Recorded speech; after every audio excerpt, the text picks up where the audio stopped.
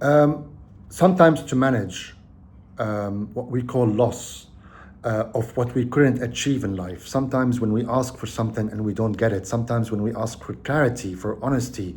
Sometimes when we ask simply for help, or we ask to be loved and we don't receive it the way it makes sense to us, the way it feels right for us. We declare to ourselves that we will give what we couldn't receive. So if you have not been loved, you start to become overtly loving. If you haven't received approval, you start to give approval. If you have not been accepted, you start to work on accepting others. It's almost a logical result, that we start giving what we did not receive.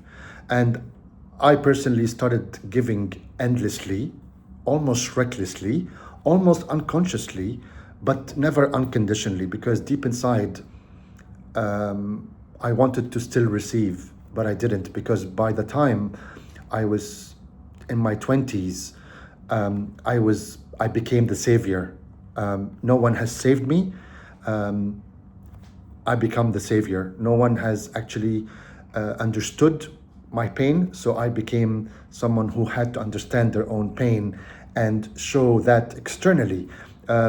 So I gave from a place of wanting to receive but still not receiving, and the gap became bigger and bigger between me and people, and the separation between me and people became bigger because I did not receive. And as a human being, even in the most unconditional of giving, you still want to receive. This is called reciprocity. And as a human being, this is one of how we survive, one of the ways we thrive in life. There's reciprocity. So when I didn't continuously receive what I needed, the clarity, the honesty, the answers, I became bitter. I became angry. I started to separate from people even more. And internally, I started to block any possibility to receive in the future.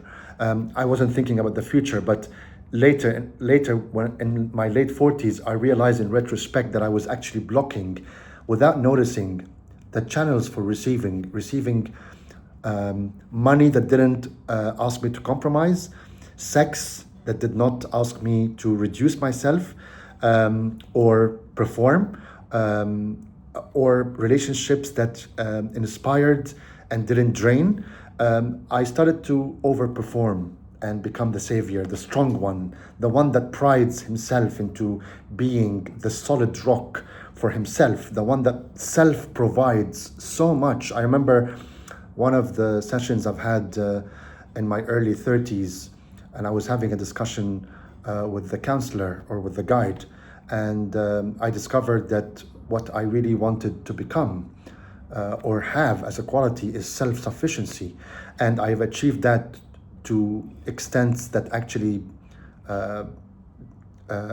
I became over independent and over self-sufficient emotionally, that I couldn't trust anyone to meet that, to provide a matching understanding of that. So I blocked everything because I became the overgiver, and sometimes giving is not the answer. We give to receive, and that is called reciprocity. And then you sit down and realize, why am I not receiving what I wanted in my life?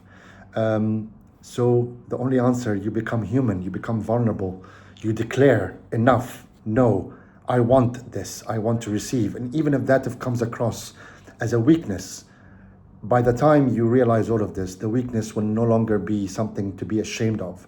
It will be something to sit with and allow yourself to be human, perhaps for the very first time.